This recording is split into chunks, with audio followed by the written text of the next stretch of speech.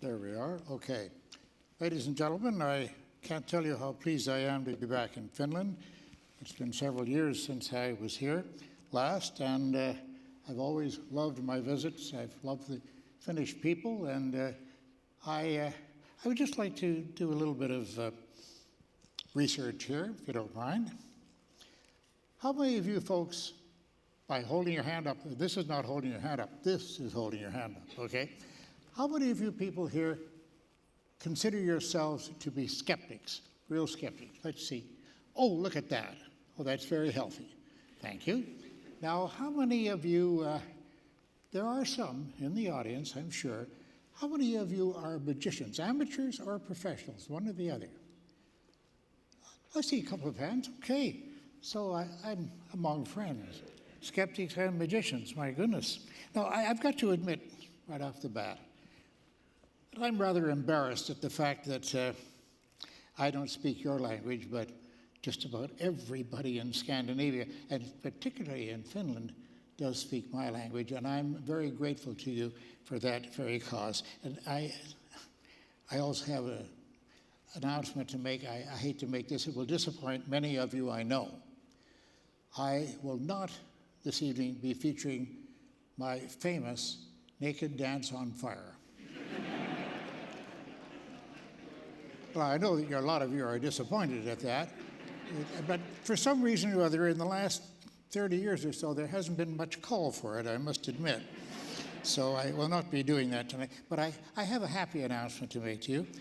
My asteroid, number 3163, is up there in the heavens currently. Yes, I've had an asteroid named after me, and in astronomical talk, just so you'll know, and many of you do, of course, the degree of magnitude, that's the brightness of any celestial object, is inverse to size. I'll explain that in just a few seconds. Now, a good friend of mine was Sir Arthur C. Clarke. He lived in Sri Lanka.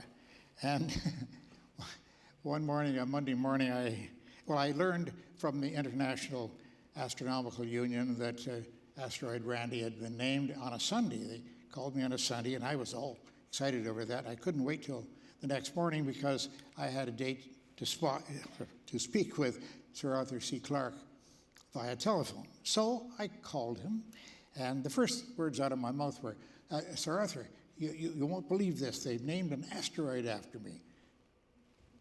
I didn't hear any excitement on the other end, so I said, an asteroid. And he said, oh, yes, it's exciting, isn't it? They named one after me about 7 or 8 years ago. That's not what I expected. I expect a little hooray or congratulations or something like that. But I had to call him the next morning, and in between, I called the International Astronomical Union and checked up. I checked up on the magnitude of Asteroid Clarke and the magnitude of Asteroid Randy. Now remember, it's inversely proportional. So Arthur C. Clarke has an asteroid of 14.2 magnitude. Oh, that's nice. But Randy is 13.6. My asteroid is bigger than his asteroid. That doesn't sound right, does it? No. So, and also mine is 12 kilometers on a side, and Clark's is only 9. I feel sorry for him, but I commiserated with him, and he didn't seem to appreciate it at all. Now, I'm a magician by profession, as you know, and I know how people can be fooled. I warn you, don't ever think that you can't be fooled. I've already fooled you to a certain extent. there are a couple of things that, well, I've used this as a standard ploy in most of my talks, and some of you may have seen it on YouTube. So forget that and just listen to what I'm saying, okay? You see, I have misled you already. I've misdirected you. This is not a microphone. I'm wearing the microphone here in my tie. This actually is an electric razor that I use to trim the beard every now and then. You see, I haven't used it recently. Stay. And there's something else, too. I must admit, I have no idea what you look like. No, because I normally wear glasses. My eyesight is pretty bad. I just had cataract operations, as a matter of fact, and it hasn't quite healed yet. You see, these are not glasses either. They're simply empty frames. Now, why would an apparently reasonably intelligent fellow walk out on a public stage like this and wear glasses that don't have any lenses in them? To give you an illustration of how you can easily make assumptions. You make the assumption just by having it suggested to you. That happens, and magicians know that fact. So watch us magicians be very, very careful. I must say that the United States has fallen way behind in world progress in skepticism. Now, I head up one of the major skeptical organizations, the James Randi Educational Foundation. I'm connected with all the rest of them in America and, as a matter of fact, around the world. But I must say that I'm going to outline for you some stuff that may make you very unhappy to hear that. First of all, I have to go to my little tirade here. It's all typed and printed out for me in case I forget anything. At my age, I often, forget things. The United States of America is presently in the grip of a mania that threatens my nation's educational standards. It's very sad, but true. And the general quality of life in that part of the world has suffered. Irrational, superstitious beliefs are being encouraged in schools, in the media, and in every aspect of daily activity. That's hard to take. Astrologers, spiritualists, channelers, psychics, and prophets are flourishing as never before. At every turn, we're being seduced by lies, hoaxes, and frauds, often in the name of orthodox science. 5 years ago, if I had been asked about the state of rationality in America, it would have been cautiously optimistic. It was my feeling then that the skeptical movement was making an impression on the media as well as on the public at large. At this point in history, however, I cannot maintain much of that opinion. The leading media offender in these matters, by far, continues to be television, because it is the most attractive, easily viewed media that gives the most information. Citizens are constantly assailed with ludicrous claims by sellers of miraculous carpet cleaners, fake energy pills, magical stain removers, and such modern panaceas as pollen tablets gathered by busy little bees, magic magnets and copper bracelets that cure arthritis, and revived ancient medical notions that belong in the Dark Ages and nowhere else. On cable TV systems, to which a large percentage of the rural population subscribes in America, there are numbers for psychic hotline services which charge from $4 to $6 for each minute of conversation. And of course, they keep the viewers, the callers and such on the line for as long as they possibly can, because that's where the money is. Ever innovative, we Americans have also developed another new frontier of irrationality. You're going to love this. A California genius now offers a service that has attracted eager customers among those who dare not miss out on the latest variety of fashionable foolishness. She points out that since a long popular doll known as Barbie, I'm sure you're familiar with Barbie dolls, has been sold by the millions worldwide and has earned the devotion of just as many little girls, it's obvious that a Barbie, are you ready? Super consciousness now exists. And fortunately, this entrepreneur is able to channel the resulting spirit of the collective mass of plastic that makes up all the Barbie dolls ever produced and sold, loved and cared for by all those little girls. She charges a fee for bringing her happy customers the latest news and views from the world of polyethylene dolls. Ridiculous, but true. Some years ago, a court case against former American football player O.J. Simpson captured the rapt attention of the American public as well as the rest of the world. What is little known is that Marcia Clark, the chief prosecutor in that case, came from a Scientology background and had already been through 2 Scientology husbands. She lost the case, and that case could have easily been won, but she lost it. Now, for those of you who may not know, Scientology is a religion based upon a science fiction story by the late L. Ron Hubbard, a writer who discovered that with appropriate and very, very expensive training, humans can cast their memories back, not only to the time when they inhabited their mother's wombs, but all the way back to their prehistoric origins in primordial slime. Wow. We are, he said, affected by prenatal, transplantal memories of arguments our parents went through when we were the size of peanuts. If you believe any of that, you're in trouble, folks. But there are millions of people out there who subscribe to Scientology. Also, a prominent U.S. attorney, F. Lee Bailey, who became a defense lawyer for O.J. Simpson, was employed by J.Z. Knight, a spiritual channeler that I'm sure you've heard of international fame, who still says that she's in daily contact with a 35,000-year-old spirit named Ramtha. The very, very rich Mrs. Knight was sued by a German spirit medium, this is funny, who claimed that Ramtha was her property. Mrs. Knight's lawyers were able to convince an Austrian judge, that Mrs. Knight owned Ramtha, and the spirit officially and legally became hers. Justice triumphs once more.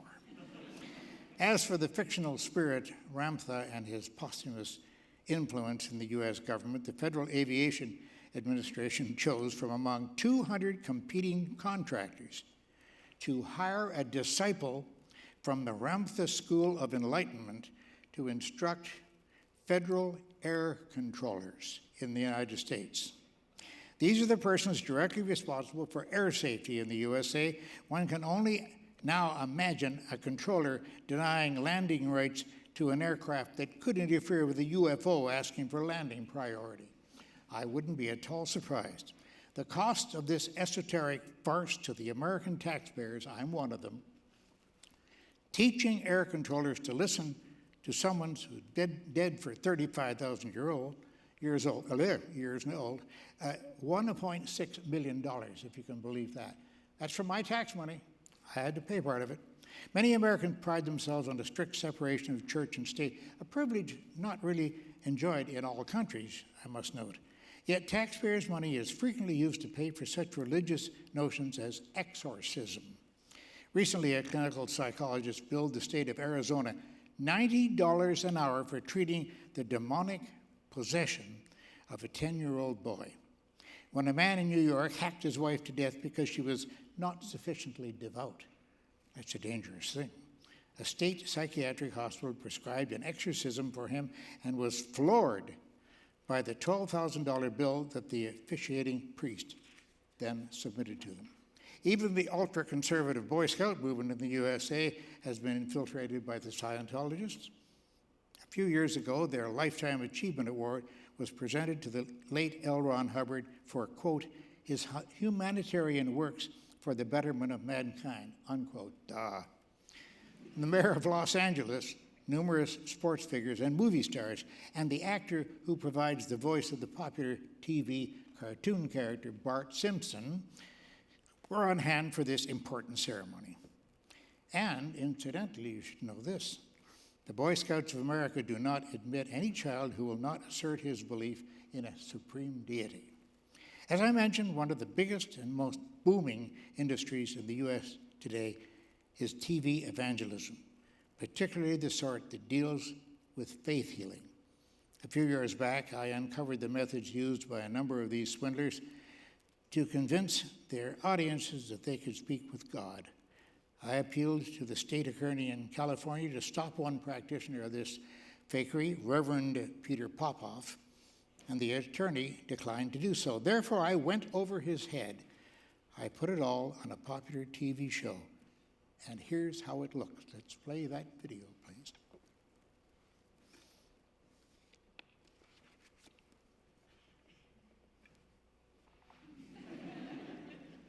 I'm praying for it to come up.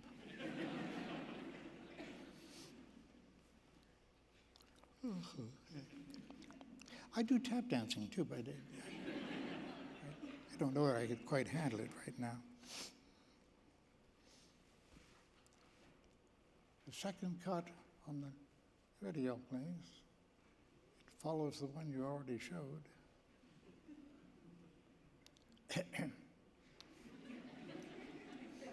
It's March.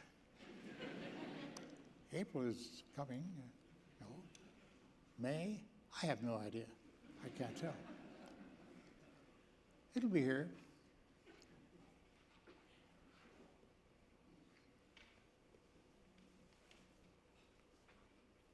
Well, perhaps we better just move ahead. But I really wanted you to see that tape. It's very powerful. Now, you've got a small piece of tape here we're going to look at. Would you tell us what we're going to see here and how you did this and what it's supposed to show? Well, we've researched Peter Popoff very, very well, and Mr. Popoff, pardon me, Reverend Popoff, is not going to be very happy with this, I don't think. You're going to see, first of all, a short segment of tape as you would see it if you're watching it at home. This is what Popoff featured on his own program. You will apparently see a healing. Now, we went to Houston, Texas, and we discovered that the man was wearing, of all things, a hearing aid in his left ear, and a man who heals the deaf, Popoff himself. Oh, I see. And a man who heals the deaf and the blind isn't going to have much use for a hearing aid. One would think if God is speaking to him, maybe someone else is speaking to him. So when we got to San Francisco, we put this fellow, Alec Jason, as an expert in electronics and a surveillance man, and he put a scanner, an electronic scanner on it, and we picked up something interesting. But first, let's look at the first cut of tape. All right, this is the tape as you would see it if you were watching the show. Okay, watch the monitors. Right. Who is Harold? I just believe that God is going to burn those cataracts off of your eyes right now. 34788 Foothill Drive. I tell you, the angels of God are round about your home. Oh, just take those glasses off and put your eyes. If you've got cataracts, if you've got glaucoma, I want you just to put your hand over your eyes as I pray for these precious ones. Sister, you've got eye problems too. Take your glasses off, lay your hands on your eyes. Here it comes. God is going to give these precious ones divine surgery. Right now, Jesus. That's it. That's the anointing of the Holy Ghost. Praise God. Praise God. I'll tell you, the anointing is flowing through this place. Thank you, Jesus. Okay, now let's recap what we've seen here. Right. These two people who were there had not met Popoff before themselves. Never spoken to them. And yet he calls out his name, and then he called out a number or something? He called out their address. Their address. And they're astonished to hear this because they didn't tell him.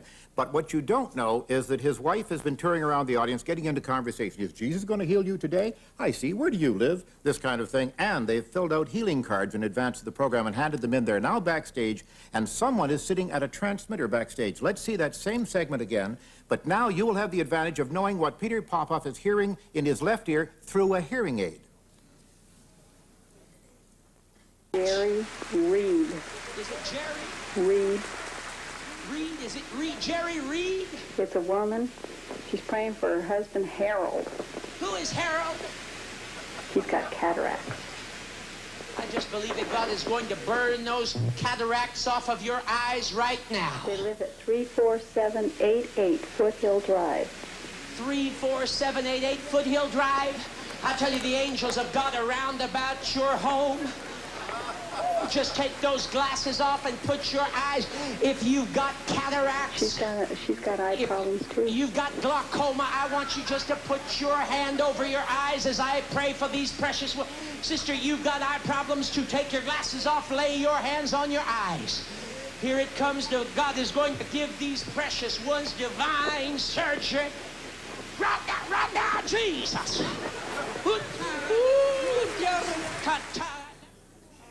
You know, that's disturbing when you see it. It is indeed. You tend to laugh at it, and yet these people obviously are so impressed with what's going on. Oh, they're absolutely impressed. You see people collapsed on the floor, tears running down their faces, believing that their kids with drug addiction are going to be healed now because he knew their name. He says he's talking to God, that God speaks directly to him because he's an anointed minister, and three things amaze me about that. First of all, it turns out that God's frequency, I didn't know he used radio, is 39.170 megahertz, and God is a woman, obviously, and sounds exactly like Popoff's wife, Elizabeth. Has he seen this tape at all? No, he does not know about this until this very moment. Interesting. Okay, we'll take a break. Well, I apologize for the bad quality of that. We hadn't really played it on the system here in the theater, but it was quite clear at home and in my office and a few other places. But we'll carry on. Now, I can't figure one thing about the United States of America that really annoys me, and I think many Americans as well. Belize is a country about this big in South America. Belize and the USA are the only two nations on Earth that have not adopted the metric system. Even Canada is making efforts to use kilometers or kilometers, whichever pronunciation you want. They're not complete there, but they're getting there. And I am an ex-Canadian, so I'm certainly sort of proud about that. But think of this imperial system. Feet, yards, furlongs, acres, bushels, chains, and the Fahrenheit scale is temperature as well. Furlongs, gallons, inches, pints, quarts, rods, stones, and 300 other imperial measurements. Now, I have a friend in Washington. She works with the Congress, and I once asked her at lunch, I said, why is it that we can't get on the metric system in the United States of America? And she said, oh, you don't know? No. And she told me. She said that there are so many lobbyists, people who are trying to sell a point of view to the congressmen and the senators in Washington. So many of them are visiting the offices of these officials of the U.S. government and saying to them, well, you know, you don't want the metric system because it was founded by atheists. And the worst kind of atheists, French atheists. The French Revolution, remember? And most of the congressmen, the politicians, they back away from it. I'll leave it till another time, and I think we may never get it in our country. Now, the attitude of average persons when subjected to sensory input. As a magician, this is the kind of thing that I have to study, you see. Hearing the sound of hoofbeats coming around a corner, what would people expect? Now, I give you a situation where you're a stranger in a small town, and you haven't been there before, and you sit down on a park bench, you see a big sign pointing, it says, riding stables, riding academy. And you look down the street, and you talk to the fellow beside you, and you say, riding academy down the street, and you say, yes, that's true. And you hear, that's pretty good imitation, isn't it? Coming down the street, and what would go through your mind now? Just think of it. I'll give you three different possibilities. A rational person would say, that sounds to me like a horse. Knowing that there's a riding academy down the street, it's probably one of those horses. An irrational person, however, just might say, oh, it's obviously a zebra. Do you have any zebra in the town? No, but it sounds like a zebra to me, even if he's never heard a zebra galloping. But the real woo-woo, the real irrational person who's died in the wool and will never recover from that condition, he's liable to say, It's obviously a unicorn. That's what I'm stuck with. I'm stuck with people who would rather see unicorns and rather assume there are unicorns than just simple things like horses. Now, our $1 million prize has been offered to all the psychics and prophets, etc., but there's not too many takers, which surprises me. We get dozens of hits a week internationally, but I didn't notice anyone standing outside in a lineup wanting to win the $1 million prize. Why not? I don't quite understand that. Now, I want to convince you that perhaps there might be some possibility that you could be fooled by a magic trick. And I have studied part of the branch of conjuring, which is mentalism. I spoke to a young lady a little earlier. Where is that young lady in the audience here? I didn't get her name, but I spoke to her, and we did something with a magazine. Where are you? I can't see you. Oh, there you are. Okay. Hi there. Now, I'm going to recite what took place out in the lobby earlier, okay? And you can nod your head. I can't see it, but you can nod it anyway if you want. And if you have any objection to this, you just voice your opinion. What I did is I stepped up to this young lady, and I had a magazine. It was some sort of a technical magazine. I don't know what it was. And it had a lot of pages, like something like 50-something or 60-something pages in the magazine. I asked her to name any number, and she named, I think it was 62. Was it 62? It was what? I'm sorry? 82. Oh, I'm sorry. Well, got the wrong page. 82. And that was chosen at random, correct? Okay.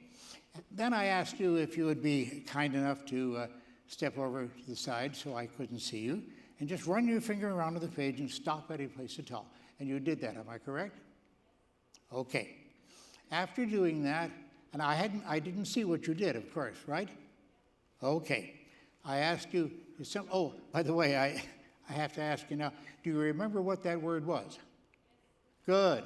I hate to see the trained flamingo come in from the side of the stage with an envelope in its beak. And I take the envelope and read out the word and say, is that your word? And the lady says, I forgot.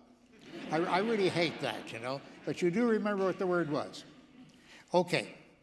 Now, I'm going to step to the board here, and I'm going to start writing. Oh, there's a marker right here. Okay.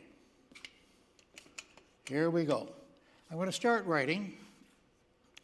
And just so I'll know where to start here, can you tell me how many letters were in the word that you chose?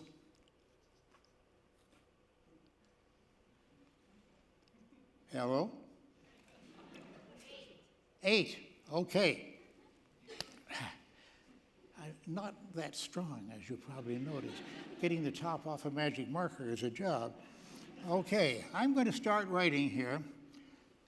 And I won't look at you because I'll make it body language, you see, because if it's right, you'll be going like that. And if it's wrong, you'll be going like this, you see. So I won't look at you as I start to write here. All right. Okay.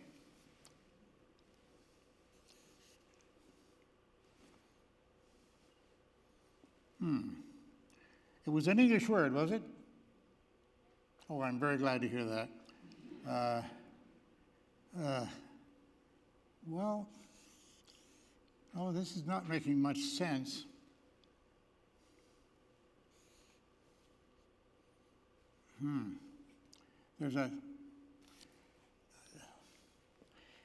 Were there, of all possibilities, were there any punctuation marks in the word? Then I've got a problem here someplace, because I seem to be in something like a bracket like that. Well,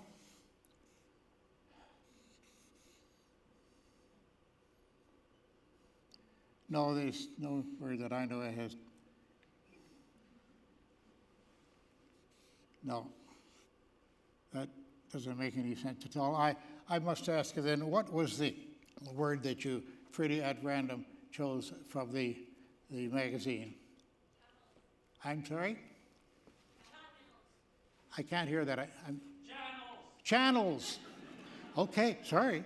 But the balcony is very slow. Okay. Oh, ladies and gentlemen, the word channels is what I got, but unfortunately, I got it upside down.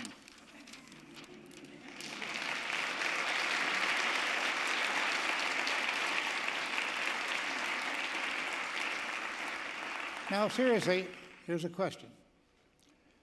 If I had appeared here as a mentalist, not as a confessed magician, confessed mentalist, might you not have thought for a moment, if you trust that young lady, and I had never met that lady before in my life, and what she said was quite true, that was an honest accounting of the episode, might you have thought for a moment, just think of this now, maybe this man does have ESP. Just think of the possibility of that. Now, Lawrence Livermore Laboratories are in the United States. You may never have heard of them, but they're a very famous set of labs there. And I have been there to lecture a few times over the past years, though not recently. And I swear that if you walk in there and throw a brick in any direction, you'll hit a PhD in physics. Now, I'm not recommending that you do that. That would be very bad manners, and they wouldn't care for it. But nonetheless, I have been to Lawrence Livermore Labs, and one day my assistant called out to me and said, quite early in the morning, as a matter of fact, he said, "Randy, there's a fellow from Lawrence Livermore Labs on the phone, and he says that you've lost the $1 Million Challenge." Well, I was terrified, of course. Yeah, sure. But I put on a big act of being terrified. And so I picked up the phone, and I said, "This is James Randi." And gentleman on the other end, I won't name him, to embarrass him, but he said, "This is Dr. So-and-so, and we have a gentleman here who has just performed some really astonishing mental stunts for us, and I'm afraid that you have probably lost the $1 Million Challenge." And I said, "Well, tell me who he is." And he told me his name, and I hadn't heard the name before. And I said, "What did he do?" And he started to describe it. And I signaled to my other assistant, who is knowledgeable about how magic tricks are done, to pick up the phone. He picked up the phone, and he smiled at me, and I smiled back at him. And he hustled off to the library and got down off the shelf a book by Martin Gardner, a wonderful mathematician friend of mine, now no longer with us. And he leafed through the book until he could find the page. There was a trick in there called the word trick. Okay, so he tore the page out. Now, they call it the word trick because they have codes for this kind of thing. It was actually, we would call it the matchbook illusion. And he said to me, "I've got it." I said, "Okay." Take the page and copy it on the photocopier and then put it in the fax machine. So I said to the fellow in Lawrence Livermore, I said, "Do you have a fax machine there?" And he said, "Oh, yes." "Oh, yes." I said, "All right. Watch your fax machine." He said, "Oh, it's coming out now." He says the match. He says, "What's that?" I said, "That's a code word. Don't pay any attention to that." He said, "Okay." And he started to read to me over the phone. It says, "Obtain a small matchbox and do the following and do this, that, and the other thing." And then he stopped reading. I said, "Are you there?" He said, "Oh, yes, I'm here." And the matchbox will rise on your hand. Click. That was the last I heard from Lawrence Livermore Labs. I've never been invited back there. As a matter of fact, I have here a matchbox, and only a few matches in it. And I'm going to place it on the back of my hand, as this fellow said that this fellow, Ronnie Marcus, could do it, the fellow from Israel. Place it at the back of my hand like this. Nothing is attached to me in any way except my fingers. Watch very carefully. And, oops, sorry, got the wrong end here. Don't want to get in touch with the matches here. Whoops, I'm not doing too well here today, but there we go. All right, I feel more confident now. It rose up into a standing position, and then it went back down again when he gestured at it like that, you see. Now, I don't know how it's done. I'm really very puzzled over it. Here, catch. Gotcha. No, it's a very, very simple trick, folks. All you do is leave the matchbox, open a little bit like that, and close it down on the back of your hand. Pinch some of the skin on the back of your hand, and then just by tightening up the skin on the back of the hand, up she goes and down she goes and down. But this is a very simple trick, and yet these PhDs in physics had fallen for it. Now, that's not to shame them, not in any way. They're not expected to know how these things are done. But at least they should consult somebody like myself, and they knew my phone number well. Instead of, Ronnie Marcus didn't want me to be called, they told me. I can see why he didn't want me to be called. Now, I have something here which costs us in America a lot of money. Watch this. It gets better and better and better. This is a dowsing rod. It's indicating you, and that means you're in trouble. This is an unbalanced system that very easily swings around. Pardon me, it's interfering somewhat. Easily swings around because it's an unstable system. And I'll just take this piece off here and explain to you a few of the details of it. This is a ridiculous thing. The original device sold for something like $380. And it says right on the box, it says right here, I have to put on my real, no, I can manage it.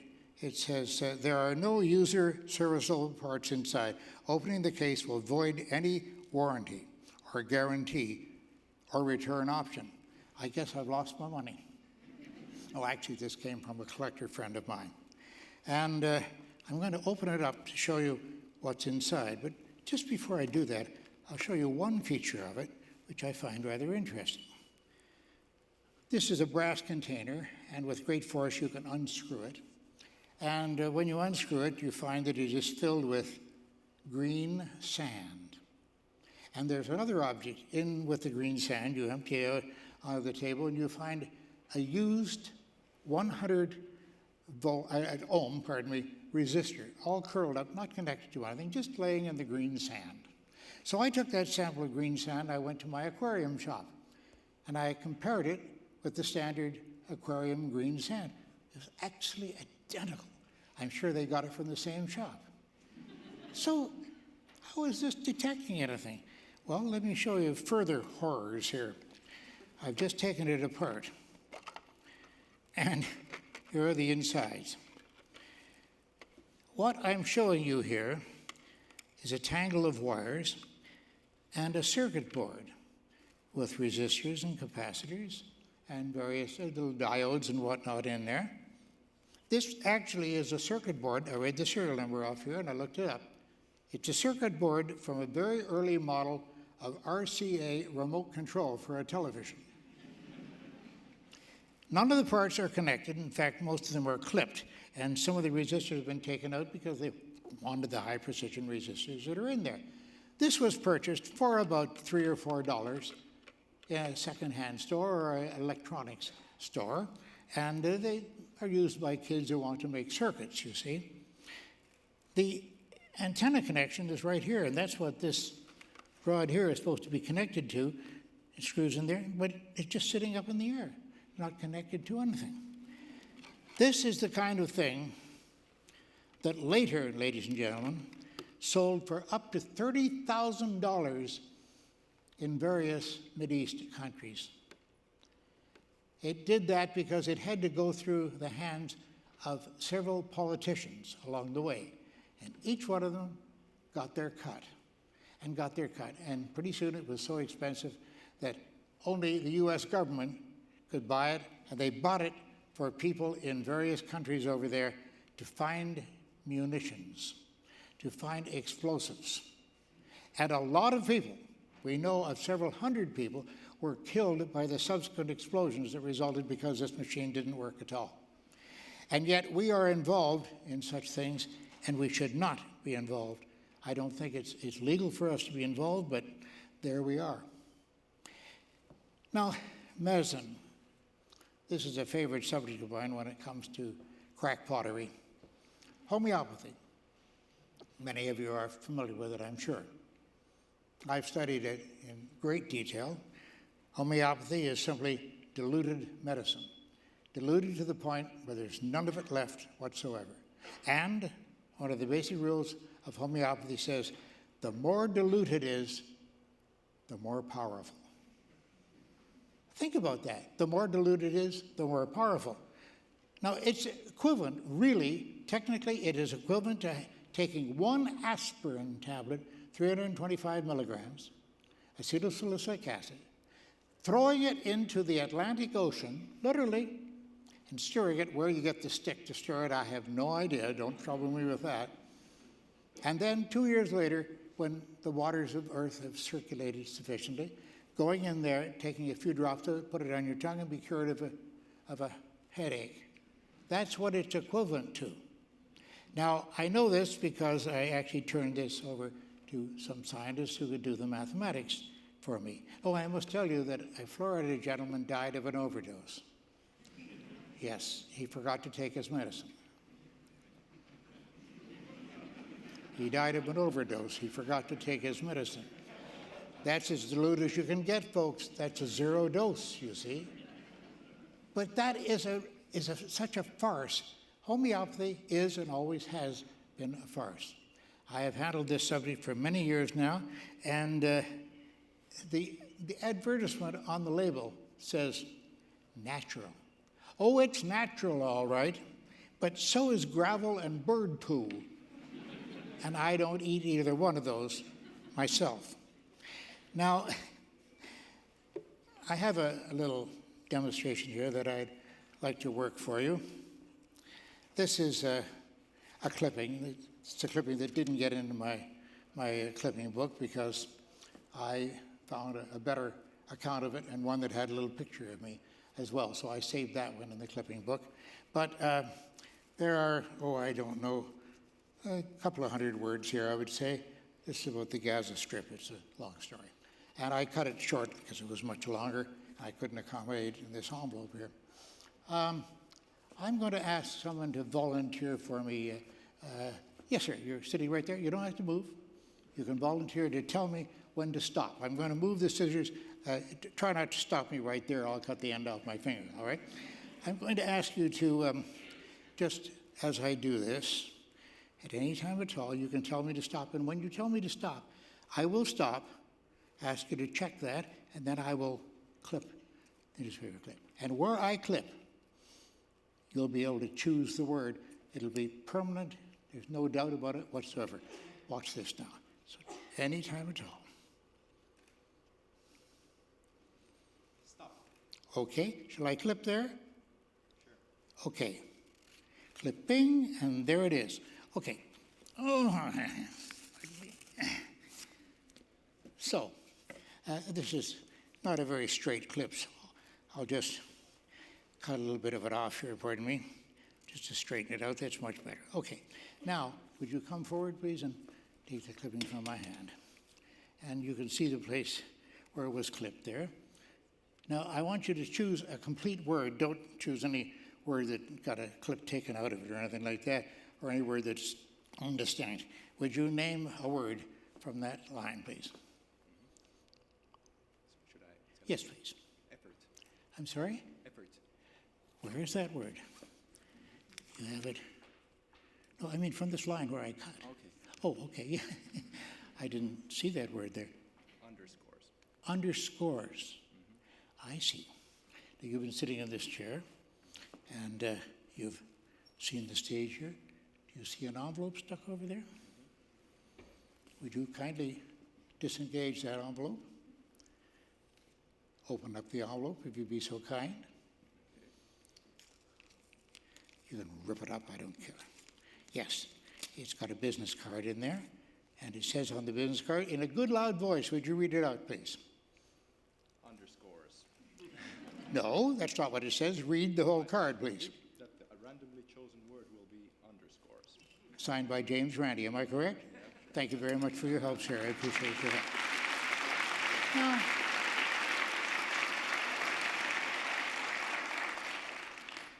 this trick is another example of mentalism. Mentalism, again, as I know I repeat myself, appears to be done with the mind. No, not necessarily. There are other tricks to doing it. And I want you to consider the fact that you can be fooled by a performance of that nature. That gentleman I never met before in my life, he wasn't cooperating with me, and in fact, he gave me a hard time, as a matter of fact. Now, we're going to see another video. I hope we're going to see another video. All right, is it queued up? Oh, I do hope. We'll take a break. We'll be right back.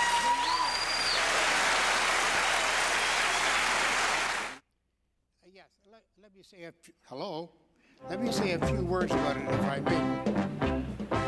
You're starting all over again.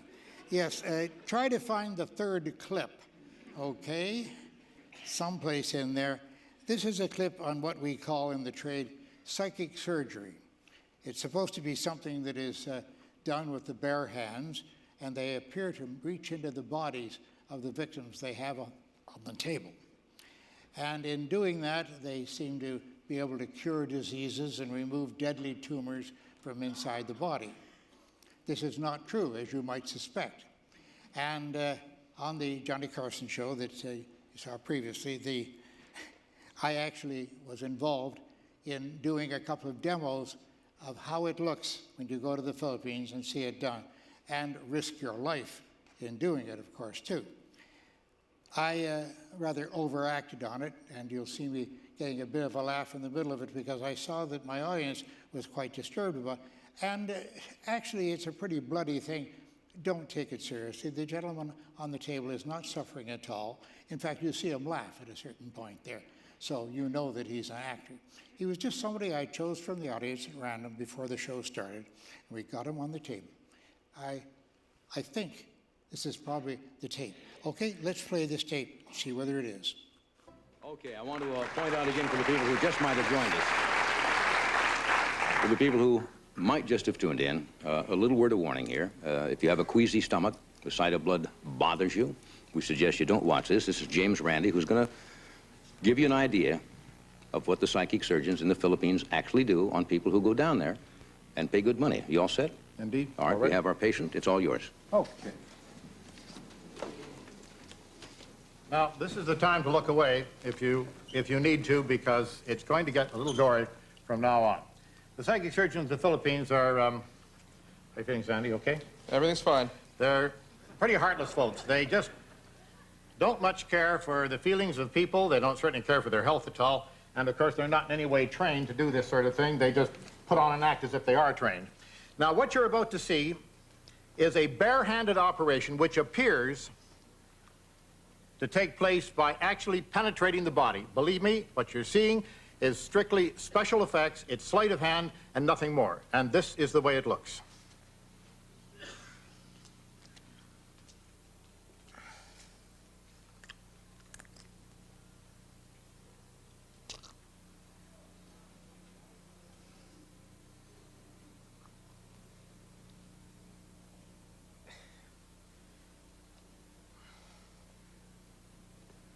Catch anything that gets down there. We don't get it on your trousers if we can help it. Let me see.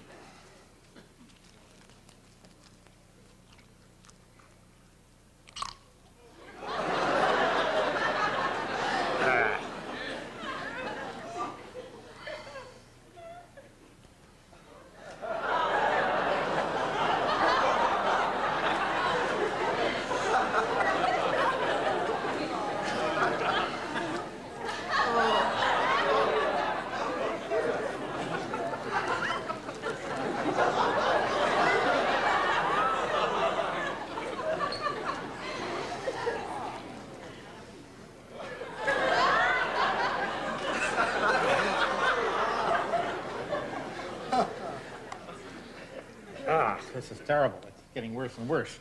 Wait a second now.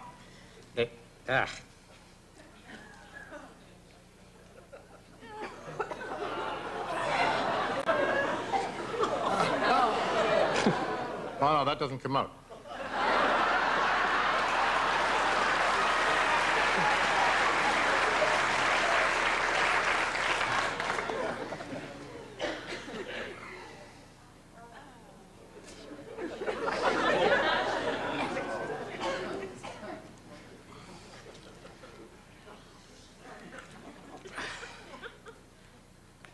A bonus.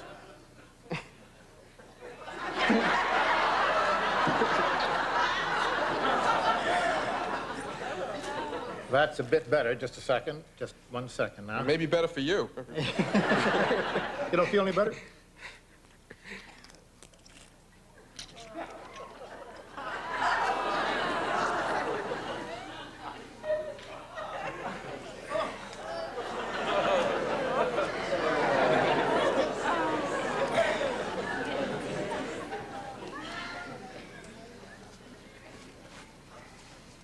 And the strange thing is, after this operation is all over, now, mind you, folks, I want you to bear in mind, please, that people are showing this as if it were really serious, as if it actually did take place, and as if surgery were really performed. People do this, they go to the Philippines, they spend their money, and they frankly return home, in most cases, to die. It's a little bit funny to watch it, perhaps, and you say, gee, I know it's play acting, but it's not play acting when they go, by the tens of thousands every year. Sanford, I want to thank you for being a wonderful volunteer. I think you deserve a round of applause for that. Thanks very much. I'll get to put it away. Thank you so much. Sanford, thank you. James Randi. Now, thank you. Thank you. Folks, we look upon ourselves as educated and modern, yet we still believe in angels, gods, demons, and devils, heaven and hell, and eternal life. I really think we have to grow up. Now, I need 2 more volunteers, if you please. 2 more volunteers to come up here, and we only had 1 volunteer so far. I need a couple of volunteers to come up here on the stage, and I will demonstrate something for them that is part of my regular act. There we go, fine. Let's hear a round of applause for them as they come up. And probably as they go back, too. Right here, I think, is the way to do it. All right. That's only 1. Where's the other one? Did your apprentice quit? I don't know. You had somebody with you, I think. Oh, okay, fine. All right. Okay. Now, I have to ask you a question. We'll step out in front of the scene here. There you are. You're late. Hurry up. Okay, there we go. Oh, I like that. That's class. That's class. Okay. Now, these 2 folks here, I have to ask them a silly question. Obviously, you won't have a yes for this, but do you happen to have a piece of rope, sir, about that long? No. Too bad. Oh, by a somewhat strange and contrived coincidence, I do have a piece right here. And I think we can stand over here. This will probably do it. Let's just slide this table over a bit further here. Oh, that's a lovely noise. I love it. Beautiful. Okay. Now come over here a little closer. One on each side, please, of me right here. Okay. That's your end. This is your end. I want you to pull on it and make sure that it doesn't break or stretch or anything like that. Boing. Are you satisfied? Yeah. Say yes. Okay.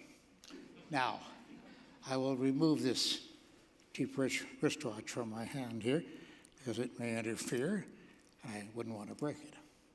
I'll put it away in a safe place. Okay. I'm watching you.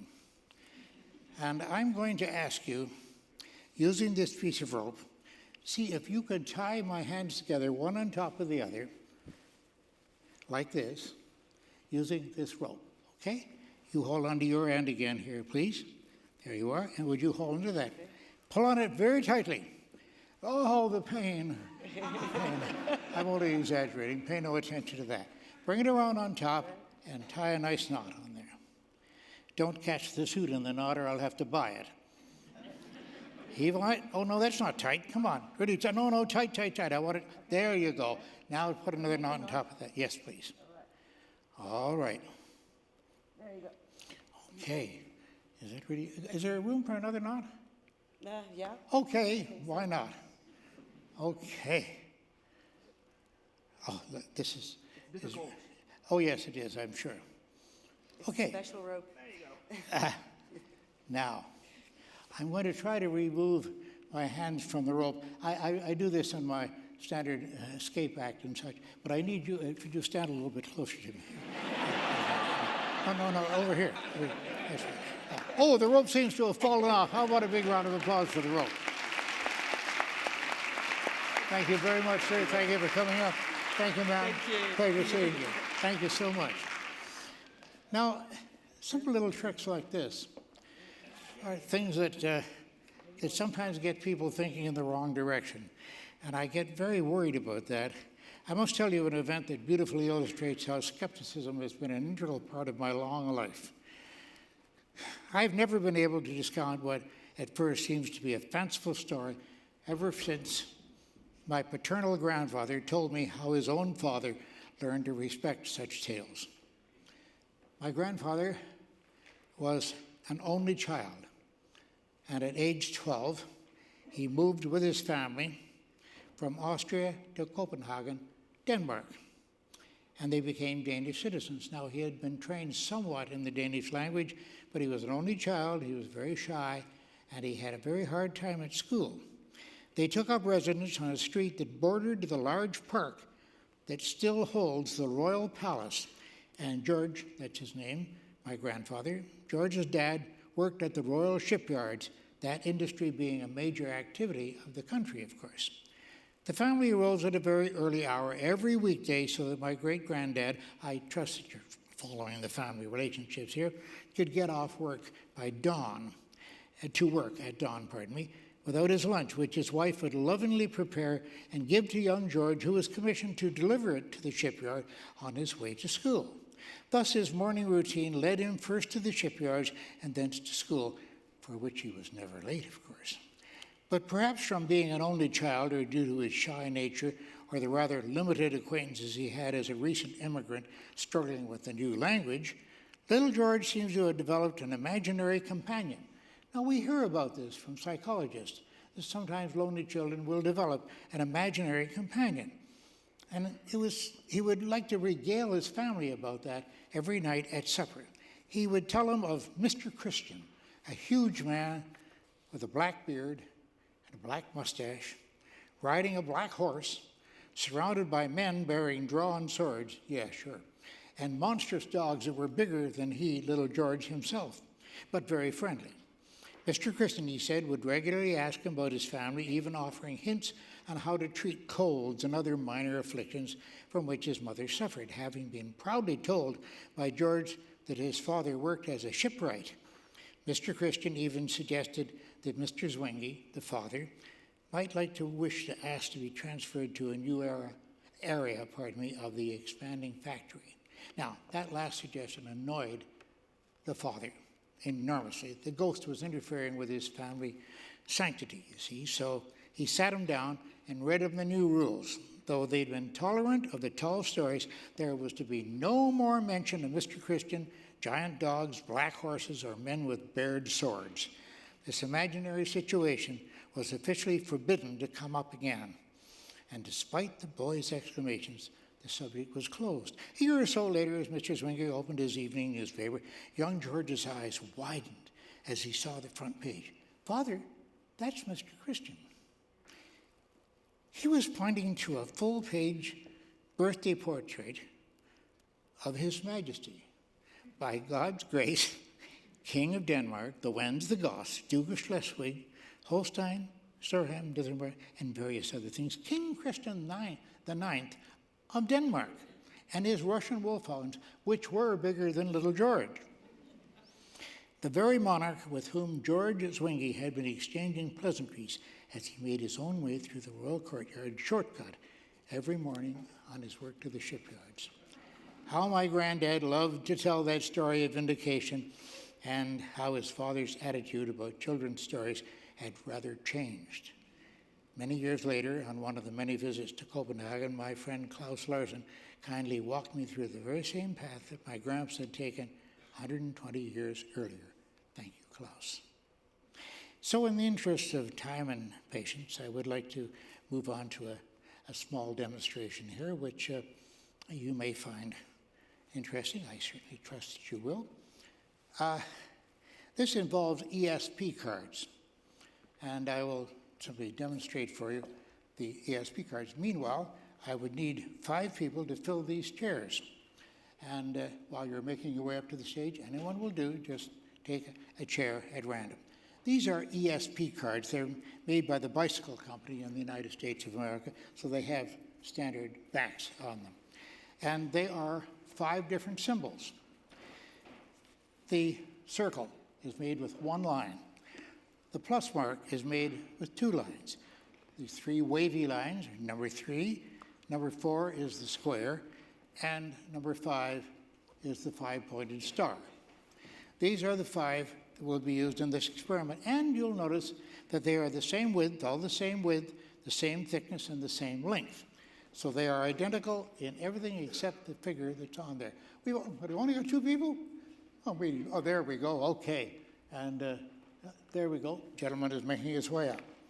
And I also have here some folded pieces of cardboard.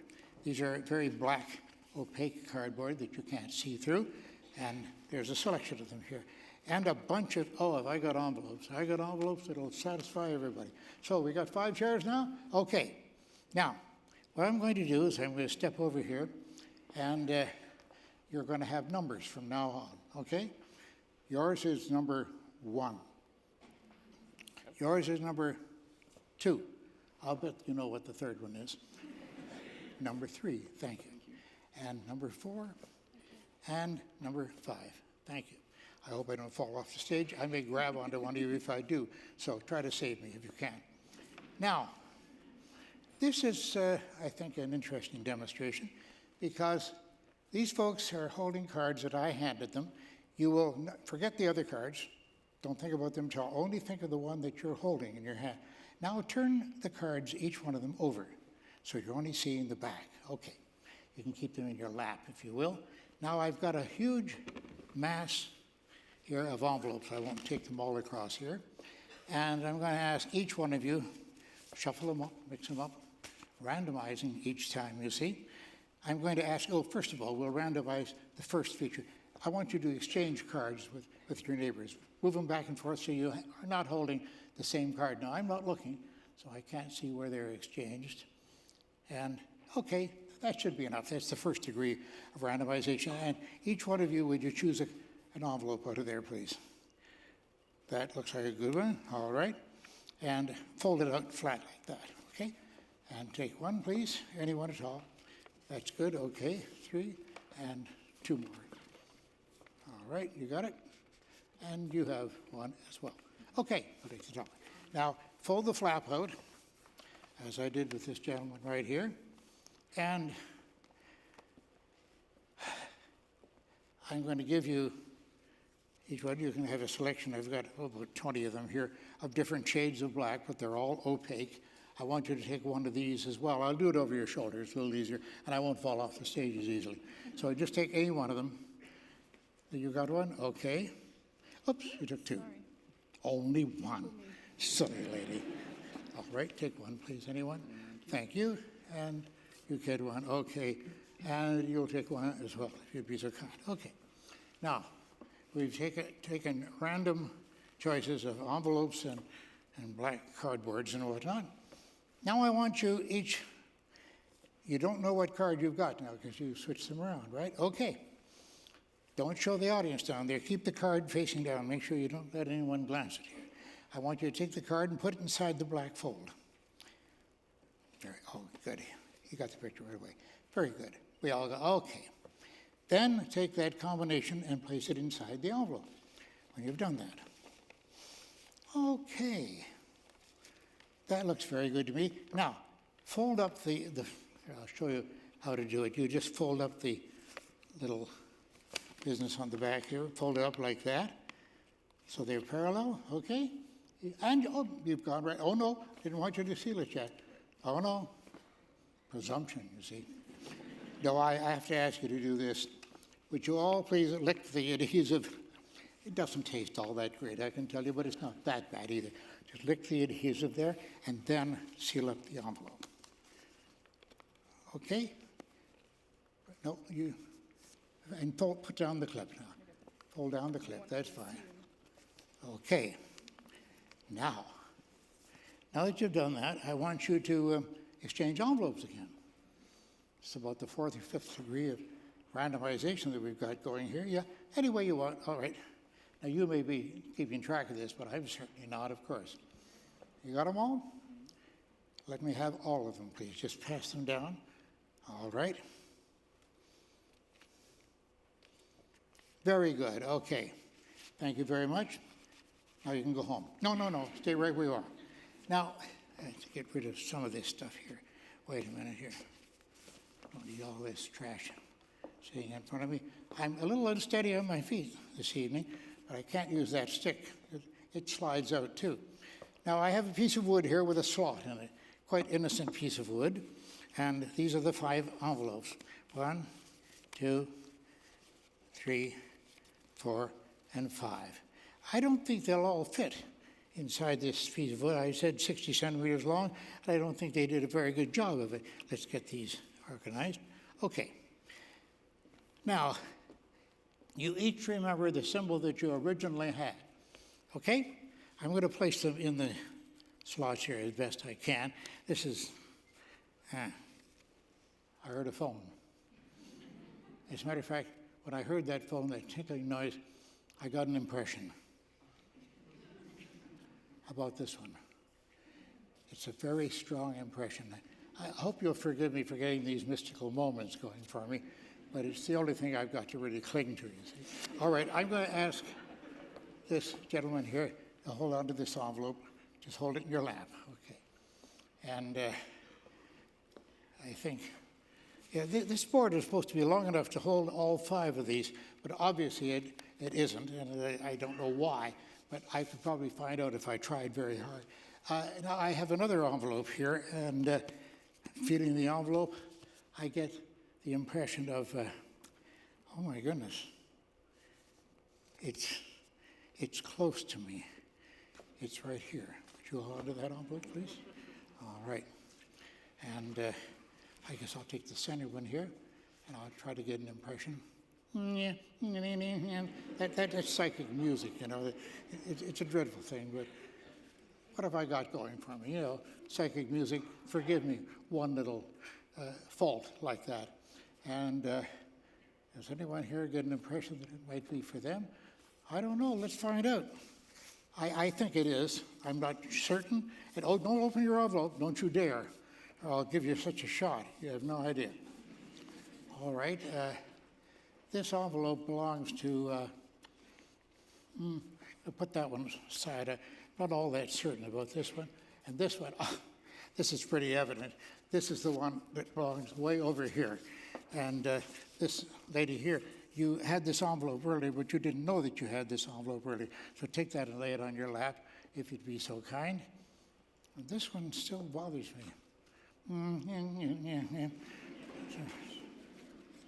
Okay, let's try this one. And if I'm wrong on this one, I will kill myself, but I'll do it very slowly by overeating. And hey, I get to choose the way I kill myself. We all have that choice, don't you think? Yes, well, okay. I will give this to this lady right here, okay? And this one still has me totally buffled. Oh, it doesn't. Of course not. It's got to belong to the only person that doesn't have one here. All right. You take that one. Now, in a moment, I'm going to ask them to do something interesting and perhaps fatal. If this trick doesn't work, I will kill myself by overeating, and you can all be my guests, except that you pick up the check. Yes, that's a provision that I always make in these things. Let me just think for a minute now. 1, 2, 3, 4, 4 and Yes, 1, 2, 3, 4, 5. I'm just thinking of getting these impressions. 2, 3, 4, 5. Okay. I want you now, I'm taking a great chance in doing this, to open up your envelopes, please. You can tear the end off them if you want, or you can take whatever you want. They can be torn, because I have other envelopes here.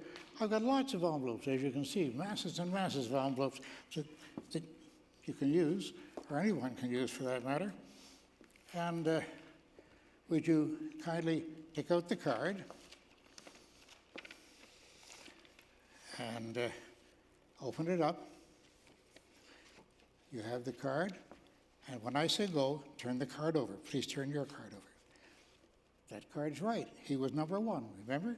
Turn your card over, please. That card's right. She was number 2. Show your card, if you please. This gentleman was number 3. Oh, the tension builds. Would you turn your card over, please? And the 4th card. And, of course, the last one is correct. Thank you for the cards. Thank you very much. Give them a big round of applause as they leave the stage. Thank you. Thank you very, very much. It's a pleasure working with you. Thank you so much. Thank you, and thank you. Now, ladies and gentlemen, these are tricks in mentalism. I better take a seat because I'm a little unsteady tonight, as you probably noticed. These are tricks in mentalism. The chances of that last trick working correctly, by chance alone, are rather considerable. But don't look at the overall appearance of these things. I want you to think carefully. The next time you see something that looks supernatural, think very carefully about what you're seeing. What you're seeing may simply be a trick in mentalism by somebody who invented the whole idea. I want you to think carefully about that as to whether or not you will accept it as being a genuine miracle. And meanwhile, ladies and gentlemen, I am still the amazing Randy, and I thank you. Thank you. Love you. Okay? Thank you very much.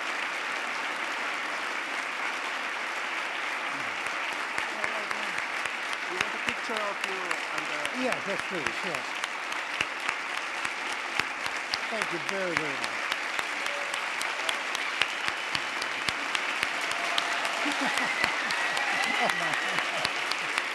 Thank you very much, ladies and gentlemen. Thank you. Thank you. Thank you. Okay. All right, ladies and gentlemen, now you know you want your intermission. Now you're probably sitting in your seats getting ready to go. But I just wanted to mention that trending on Twitter right now in the whole of Finland is the elections, the hockey, and that. So please continue the conversation. Let's have a fun time. Take 15 minutes and we'll be back here with even more fantastic stuff. Hope you've enjoyed it so far.